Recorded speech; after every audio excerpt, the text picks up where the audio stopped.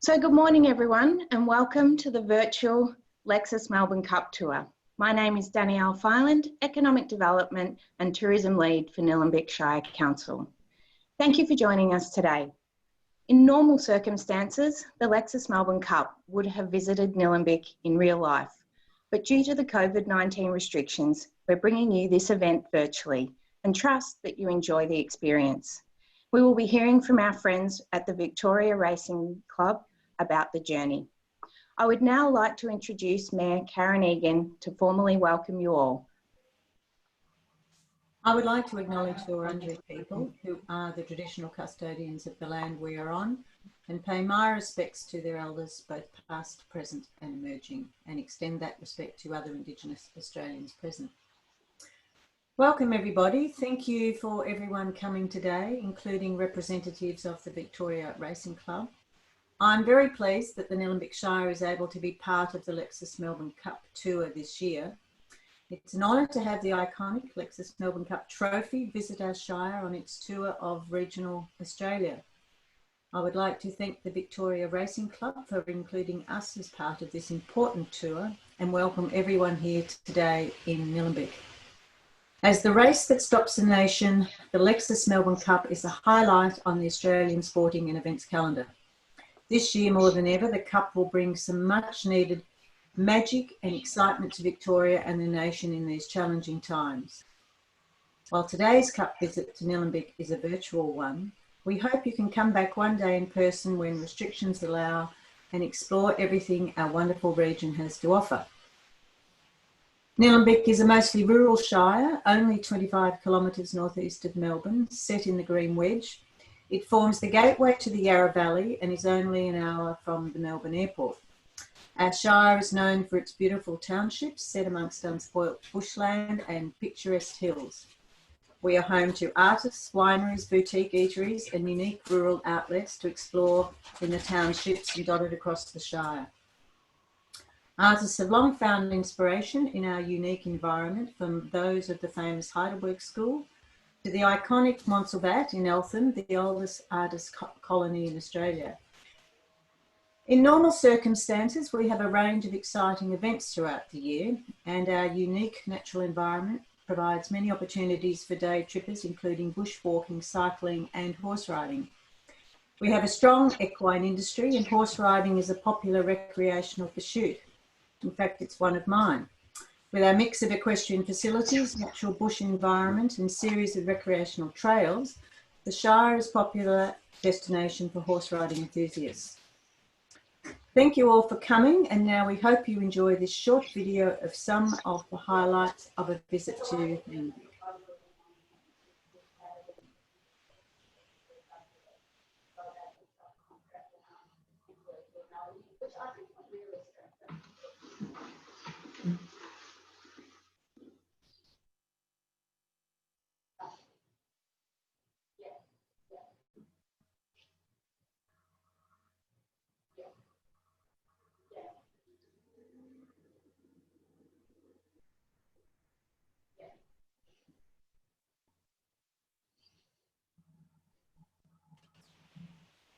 I'm not sure whether we have a sound issue.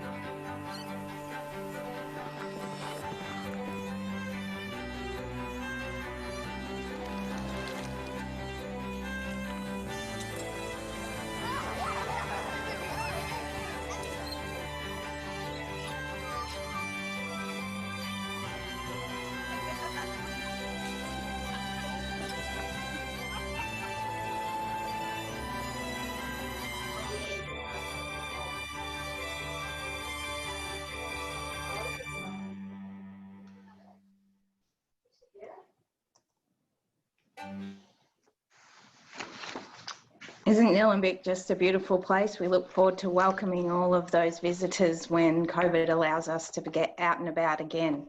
Yes. We will now hear from the chairman of the Victoria Racing Club, Amanda Elliott, and see the story of the famous Melbourne Cup.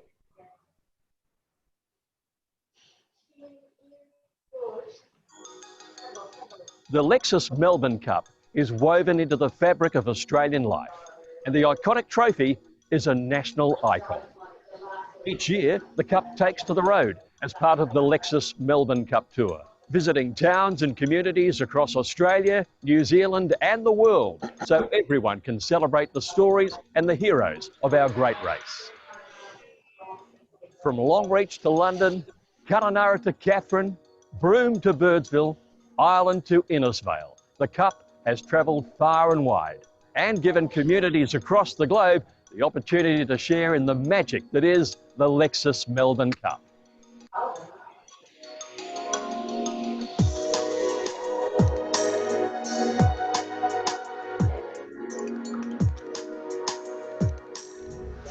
Hello to everyone in Nillumbik Shire. My name is Amanda Elliott and I'm the chairman of the Victoria Racing Club, the organisation lucky enough to be custodian of Australia's greatest race. Sitting beside me here is the 2020 Lexus Melbourne Cup Trophy, and doesn't it look magnificent? Solid gold, it is probably the most recognised and the most sought after trophy in any sport. So Nillumbik is a green wedge Melbourne Shire that is really famous for its equine pursuits, and we really celebrate anyone who has this passion for everything equine. Well done. I look forward to being with you in person sometime. Sadly, it's not this year, as we all struggle with the restrictions around COVID. It's been a challenging time for all of us, but aren't we lucky to have our glorious animal, the horse, and whatever discipline is your favourite, whether it be pony clubs, eventing, show jumping, riding for the disabled, or indeed the sport of racing. I wish you all the very best. I hope you draw a great barrier and will be in the running for the 50,000 from the national fleet. And I look forward to seeing you in person when this virus is over and we can all be let out again. Goodbye for now.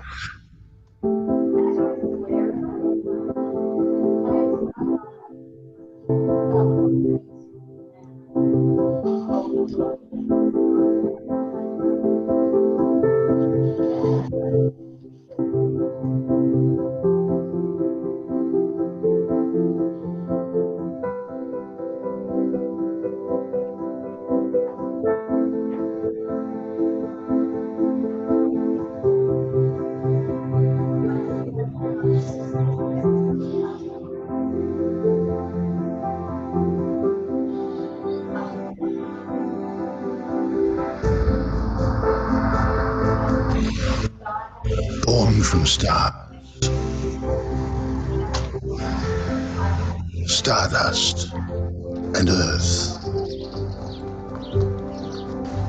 extracted, purified, refined, molded, transformed for annual ritual, a tradition of resilience, a tradition of unity, a tradition that when faced with hardship and adversity, builds and becomes even stronger.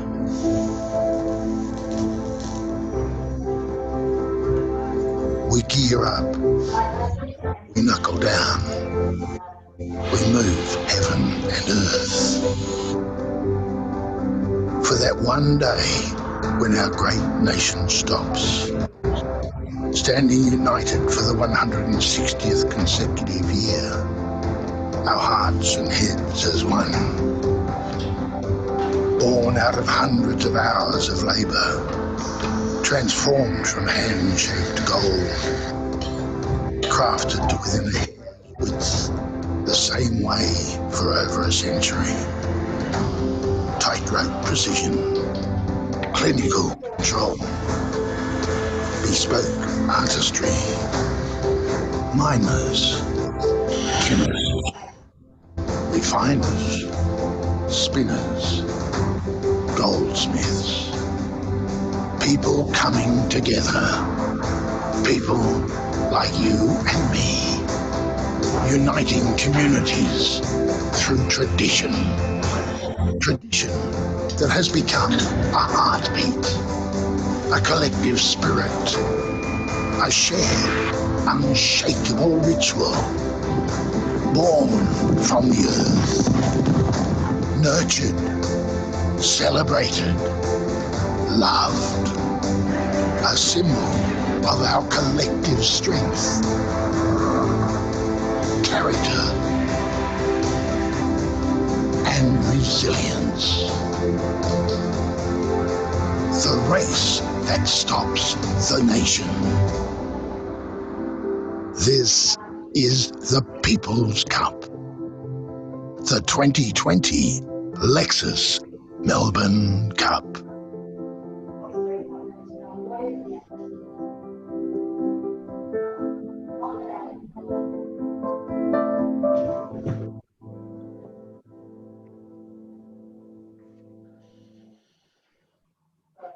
Certainly a cup that holds a place in most Melburnians' hearts, and I think Australians' hearts. I would now like to hand over to our very special guests today from the Victoria Racing Club. We have the Victoria Racing Club Melbourne Cup Tour Manager, Joe McGrath, and Melbourne Cup winning trainer, Sheila Laxon.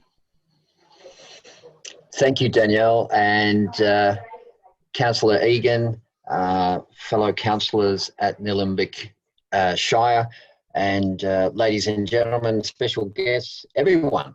Welcome today, and certainly thank you for that great introduction as we lead into this event with the Lexus Melbourne Cup Tour. It's the 18th running of the Lexus Melbourne Cup Tour this year, and we do it as a bit of a lead in to what will be the Melbourne Cup Carnival, and this year will be the 160th consecutive running of the Melbourne Cup race, which of course started back in 1861, back in the Gold Rush era, and has become ingrained in the Australian psyche, in our cultural DNA. And it's fair to say that there's been many challenges over those 160 or 159 years to date, from world wars and floods and droughts and depressions and recessions. And this year is another challenge for the Victoria Racing Club and the general community as we approach what is quite a festive time of year. We do take around with us the actual Lexus Melbourne Cup, and you saw our chairman, Amanda Elliott, profile that trophy. It is 18 karat gold, and that video was put together by ABC Bullion, who are the makers of the actual Lexus Melbourne Cup. And it's a new one made every year, and the owner actually gets to keep that trophy. And there's a smaller 2/3 height version for the trainer and the jockey, and a half-size version for the breeder and strapper. So we normally take that on the road. It's hotly photographed and in demand, certainly as we progress along with the tour. But this year we're going virtual, so it's all new. It's a learning for everyone, and we're delighted to be here today. We're on the actual 5th destination of this year's Cup Tour, and there's 27 in total. Yesterday we were in Busselton Jetty, in about 2.5 hours south of Perth, and we head to Brisbane tomorrow, Sunshine Coast, and then Casino on Monday. But we've travelled far and wide, as we normally do in each year. And as we go along the way, we like to profile the many stories connected with Australia's greatest horse race. And what I find fascinating there are the people involved, those who have actually secured a cup, who've been touched by the cup in their own personal lives. I never wane in interest in terms of listening and hearing the challenges that they've faced and how they've climbed the mountain. And I suppose today, a very special guest in Sheila Laxon. Sheila, welcome. Welcome, Joe and Daniel. Great to be on the virtual tour. Exactly. This is the first, and as a bit of a introduction for those who are not aware, Sheila trained Ethereal to win the Melbourne Cup in 2001. In fact, won the Caulfield and the Melbourne Cup. Only 11 horses have won that Cup's double, first being back in 1906 with Poseidon. And Sheila was the very first female trainer of a Melbourne Cup winner. And of course, that's been added to the list by Gay Waterhouse in 2013 with Fiorente. And moving over to the jockeys, of course, Michelle Payne, from a female perspective, was the first female to ride a Melbourne Cup winner in 2015 with Prince of Penzance. And I suppose, Sheila, I open it up for you to, sort of suggest there's more female representation now in racing, and you must take a lot of gratitude or just sort of comfort that you were a trailblazer of many sorts. Oh yes, I was so lucky to be in that position to have a horse that could do what Ethereal did. But I always go back to Granny MacDonald in 1938 when women were not allowed to hold trainers' licenses, so her husband took over the training of the horse.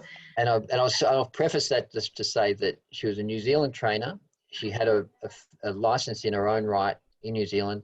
They didn't allow females to hold a license in Victoria, and she had to put that in her husband's name. And of course, catalogue one in 1938. So she's unofficially first thing, but you're the first official female trainer of a Melbourne Cup winner. Yes, and when you think it's from 1938 to 2001, and in the time between, we've had Michelle win the Cup and Gay win the Cup as well. So, gosh, the females are really taking inroads into all the things they can do now, which is great. It's great to see.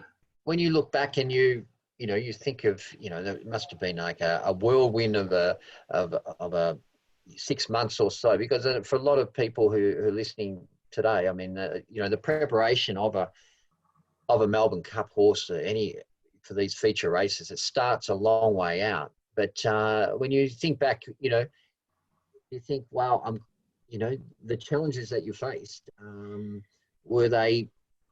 Do you think, oh, why did I worry about that, or why did I worry about this?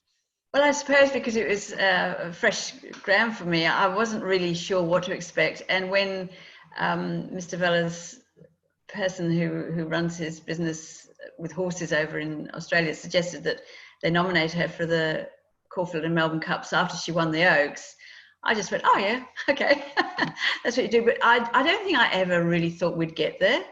And especially we had quite a few issues with her when she came back into work and what have you. And so she was behind the 8 ball a long way in. We ended up, we couldn't qualify in the Grand Prix, which we wanted to do if we could, because the plane broke down to bring us over. And so we had hiccups all the way through, and I really didn't think we'd ever get there, but she duly did, and maybe there were blessings in disguise, who knows? Well, I mean, I'm just thinking now that, like all those obstacles and challenges along the way. And then on the day of the race, we get a deluge of rain, and the connections are walking the track wondering whether or not to scratch her from the race. Yes, and apparently they came very close to scratching her. Wouldn't that have been disastrous? They would never have known what could have happened. But she'd never been on a wet track, and it did rain a lot. And, you don't know. And there's a big tale in that, if you don't know, try it and see. Because they felt that they should scratch because she hadn't been on a wet track, but didn't know whether she might handle a wet track. And she duly did, which was amazing. Well, I find it amazing that, her jockey had never ridden in a Melbourne Cup before, Scott Seamer, and he did his homework thoroughly and secured the victory on the day. I suppose, as a horse, and a lot of people listening on here today, they're horse people, and they're in different disciplines with the horse. Describe Ethereal to those. I mean, if you're introducing it to a wider audience, this is my friend Ethereal, how would you describe her? I would say she was a very spoilt brat. did her own thing in her own way, and I just tagged along. She was very, very domineering in that she wanted to do it her way.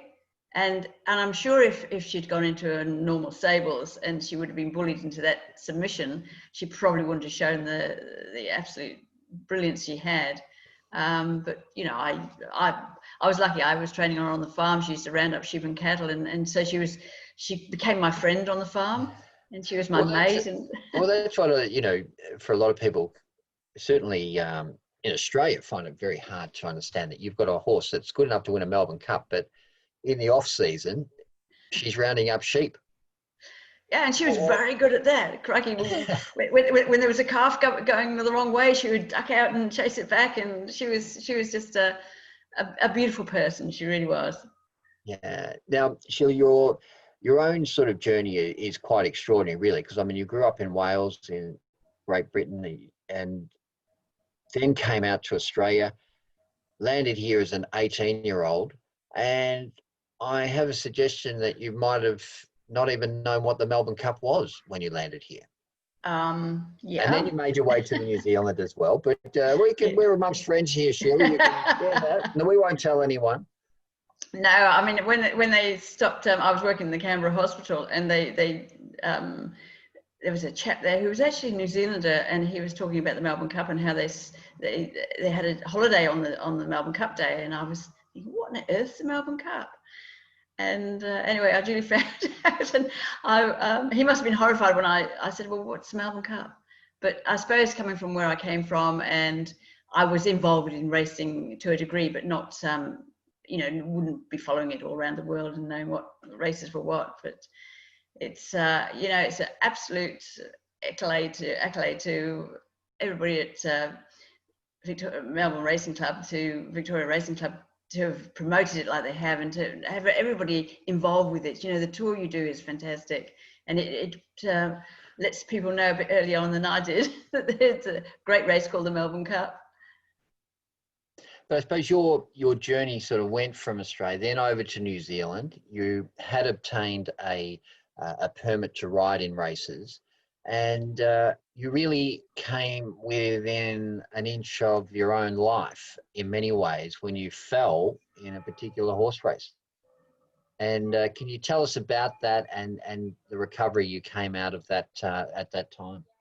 Yes, I just loved, I actually travelled all around the world trying to get a license to ride in races. And when I arrived in New Zealand and agreed to stay and work for Sheila Laxon, providing he gave me a license, and he did. And, you know, I was just thrilled. I just loved riding. I used to ride in steeplechases and hurdle races, and just loved the thrill of doing so.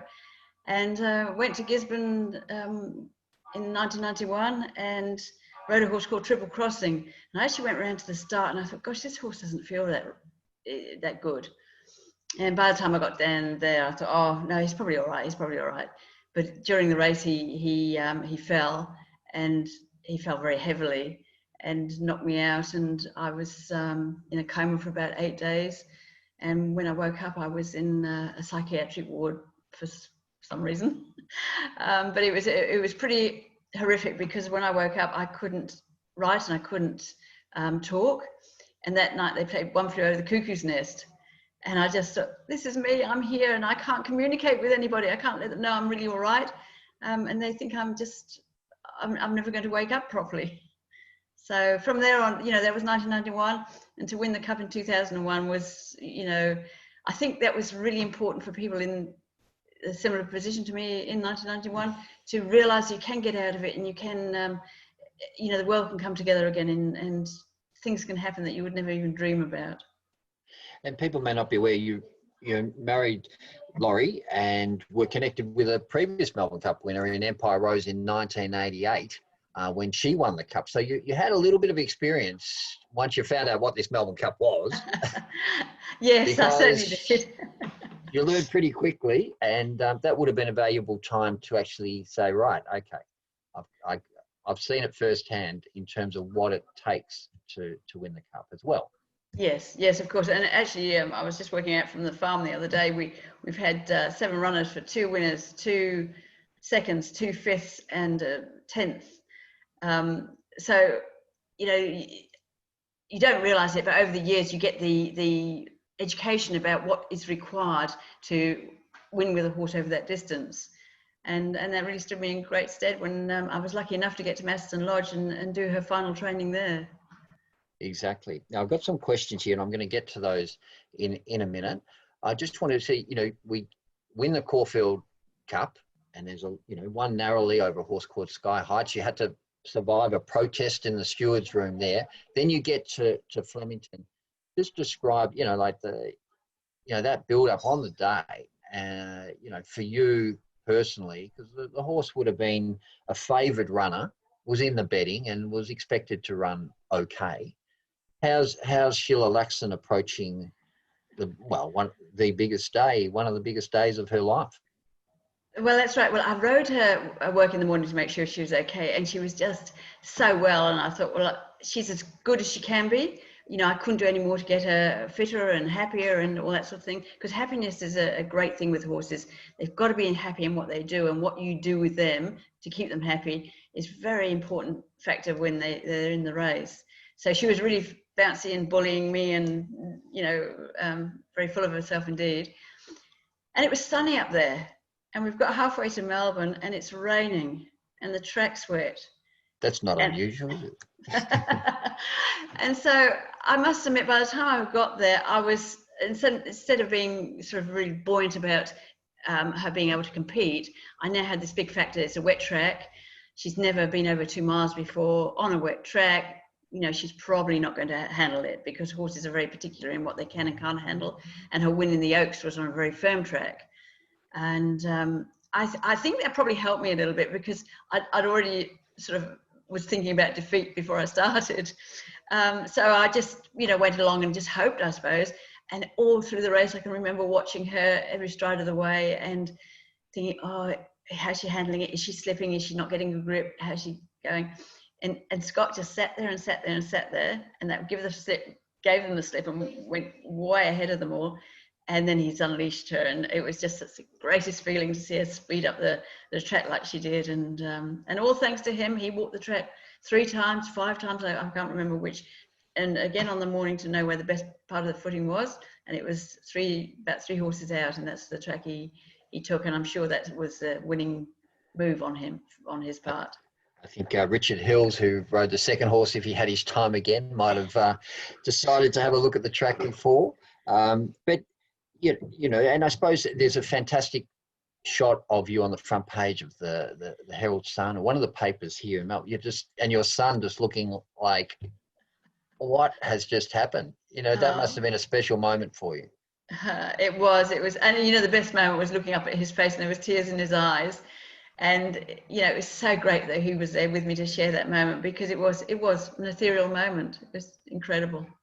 Now I want to know, when you win a Melbourne Cup, and then the next day you sort of go, right, is this the next day normal, or is it does life change pretty quick? Oh, well, I woke up thinking it was normal. And I used to walk to work, I was staying in a bed and breakfast just up the road from Maston Lodge.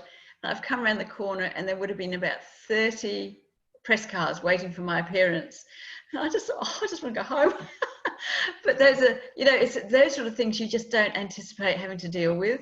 And when you're a bit of a shy Welshie, I found it quite hard because, they all want different angles and different stories, and they eventually found plenty of angles and stories to make this, great reading in the newspapers. But it was terribly confronting, all of that to deal with. I just wanted to go and see my horse, and they were just wanting any little tidbit that they could run away with and be different to the other newspapers. So it's, it's pretty different.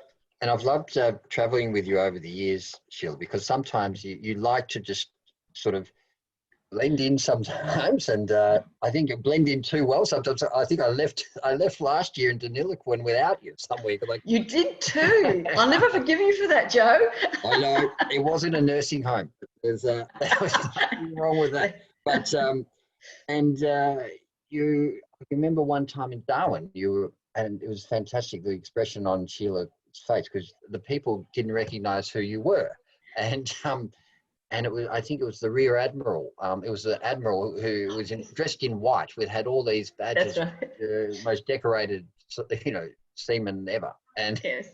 and he sort of come to work out who everyone was in the group, and then he turned to you, and he's got all these ships in the bay and everything, and he goes, and you are, and I said, well, you are at that stage, you were the only female trainer of Melbourne Cup winner. I've never seen someone sort of bemost the whole jet. Oh my God. But you love that moment where you just sort of, no one knew who you were. But I know. and I suppose, Jill, I'm going to get to a couple of questions. It's certainly one of the questions is what does a Melbourne Cup winning horse eat going into the race? And I suppose what sort of work, because you've often said you didn't actually gallop her only galloped her a couple of times leading into the Melbourne Cup. What is that just unique to her? Yes, she actually had what they call an offset knee, so she wasn't built to withstand a lot of hard work, which was great on the farm because she just worked up the hills and rounded up the sheep and cattle. And when we got to Maston, it's the same thing. There was a huge hill that we could work up. So I didn't have to do the fast work. I just had to do the conditioning work to get her so ready. And just Scott went and rode her at Flemington, in the gallop, the Morning of the Stars. But he didn't really gallop her. He just showed her around and just had that little sprint. And I just hoped that all the conditioning work was sufficient for her to be able to produce that sprint at the end of the race. And yeah, she was quite a different horse to train to how you normally train horses. But that was, and I was flying by the seat of my pants. I was just hoping it was going to work. And it was so great. And I used to probably work her about 4 hours a day. I'd take her for a long walk in the morning and then work her. And in the afternoon, I'd walk her again for about half an hour and then swim her. So it was all to do with developing, her fitness levels and the feeding side of things? Yes, well, she loved grass. So she was out in a grass paddock all the time, lived on grass. And I'm a great believer in them walking around in a paddock and exercising all day instead of being stuck in the stable. But I'd actually got onto what's called High Game Power Talk, and it read as if it had everything that I required, because I just needed an additive to make sure it had everything she needed. And it just fed the basic diet that Bart Cummins used to feed, oats and maize and barley and linseed bran mash every couple of weeks and two times a week. And just a pretty basic diet in that respect. Yeah, okay. And one of these questions here is about, the mental approach. I mean, I suppose it's the mental approach for the horse and for the trainer. I mean, what sort of mindset, you must see different horses that are never going to necessarily, realize their potential based on their temperament, or, what's required from a cup winning perspective, Melbourne Cup horse in a theory. What's that mindset? I think the most important thing with a horse in the staying race is for them to jump out and switch off and sort of retain all the energy they need to finish. And you see horses pulling in races and things like that, and it's not what you want. So you need to train them so that whenever they're into a position where you want them, they just relax. They just go to sleep. They just don't spend any energy, don't pull, but can quickly sprint off the mark if the gap comes and they have to go. So all of that is really important in training a horse, is that you give them whatever happens in a race, you train them that this is what you do, sprint out of a gap, slow down and go to sleep, take cover, keep that horse out, don't let him push you in, and all the little things that a horse has to contend with in the race. It's it's really important to educate them doing that when you're just riding them normally. And what about you? Mentally prepare it. When they're actually the last one loads into the gate, do you just sort of, do you have a ritual? You cross your fingers. What do you sort of think? You just say, well, it's out of my hands. That's right. It's in the lap of the gods. When you leg that jockey up, it's all up to him then. So you let him know that. But as you leg him up, it's all in your hands now. Don't stuff up. Now, a question here. Do you get to keep your cup? Well, yes. The Trainers' Cup that we get to keep it. So I've got it proudly in my cabinet. And hiding away somewhere? Yeah. No, it's not. It's in full view. Don't tell us where that is. And the actual owner gets to keep their cup, and the Vallas, who are very prominent businessmen, or the two brothers from New Zealand, fishing was their go. Peter, they've got their trophy is in New Zealand, isn't it? Yes, yes. He's got a lovely house in the Waikato, and he's got a room with all the trophies, and of course that's taking pride of place in his room. And I can never get over how big it is when I see it again for the first time for a while, because it's a huge cup and it's so outstanding. And of course, I might be biased about that, but it's just, you know, the design and everything that went into the cup has made it such an iconic ornament to have on your dressing table. It is indeed, and I'm going to wrap up pretty soon. Just a couple of quick questions. Just who was your inspiration as you started to progress through the ranks as a rider and a jockey, but also a trainer, and like who was the one that you were?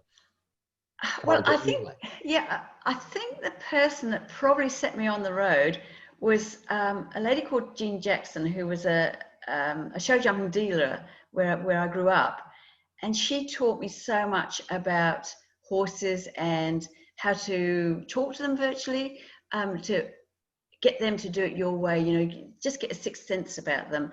And I think that's probably been my goal when I've ended up going training, is to get the best out of every horse I've got by trying to see into its individuality and do it in such a way that they want to win races. And I think that's important. You know, you can have a horse that has a lot of ability, but it doesn't want to win the race. So it's up to you to make it to want to win, to want to please you, to want to get a pat on the back for sprinting to the line. And I think she probably was my biggest inspiration in achieving, you know, with horses, the most you can get out of them. Absolutely. And I suppose every new horse that comes into the stables, you might be thinking, I might have the next big thing. You were actually honoured by the Queen, Queen's honours. Now, there was some suggestion you actually had an invitation to meet Her Majesty. Is that right? Yes, I did. And what happened? You didn't knock back Tom Cruise or whatever they say? Oh, well, I actually had Ethereal back in Australia then, and I was preparing her for the BMW, and the invite came when I was in Australia, and of course the invite was for Auckland, the afternoon tea with the Queen in Auckland, and I just wasn't able to make that appointment, which was really, you know, it's one of my big losses of my life that I didn't actually go and meet her, but because of course she loves her horse racing, and I don't think she would have had too many along the way, but she probably understood that you had the favoured runner in the BMW the next day. But Sheila, it's always a delight having you. And where are you now? You, as I say, Wales, Australia. You're in Cambridge, New Zealand now. Where do we find you? You were in Sunshine Seymour Coast. Now. Sunshine Coast. So you escaped Melbourne and Victoria. Oh, wasn't I lucky? Well, you're always welcome back here at all times, and we'd love to see you at Flemington in the not too distant future. But on behalf of Nillumbik Shire, Victoria Racing Club, the Lexus Melbourne Cup Tour, thanks for your time today, Sheila, and we look forward to catching up again along the tour. Thank you, Joe, and I would love to have seen Nillumbik. It looks a lovely place, and I will definitely get to visit it when I'm back down there and the gates are open. Fantastic. Thanks, Sheila. Thank you. Thanks so much, Sheila and Joe. What a journey to get to the winning post, Sheila. That's an incredible story. And I think I was actually at that Melbourne Cup, and it was pretty wet and damp, and I can imagine it would have been tough on the track. So congratulations and thank you for sharing with us. Thank you. In June of this year, Council endorsed the Equine in Nillumbik plan. It outlines the Shire's long history with horses and ongoing strong participation in equine activities. It also discusses the status of the equine sector and recognises future opportunities. Currently, as an action from this plan, Council's environment team are delivering an equiculture program. Equiculture is short for equine permaculture. It's a holistic horse property management program. The program is delivered digitally and participants are able to learn at their own pace. It encompasses sustainable farm and pasture management techniques and equine welfare and natural behaviour in mind. Council is providing a discount for Nillumbik Shire residents to participate in this program. If you're interested, please contact environment@nillumbik.vic.gov.au for more details. And you can see our Environment Officer's contact details there on the screen.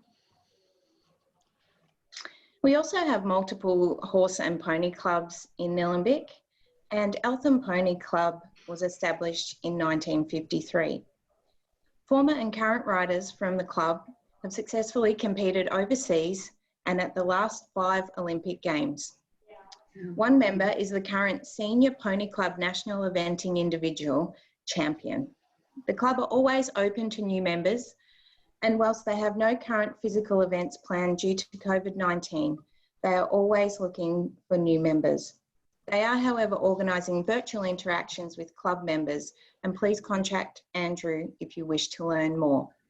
I would now like to hand back to our Mayor, Councillor Karen Egan, to announce the community charity winner of our Melbourne Cup Tour National Sweep and to close today's event. Thank you very much, Danielle.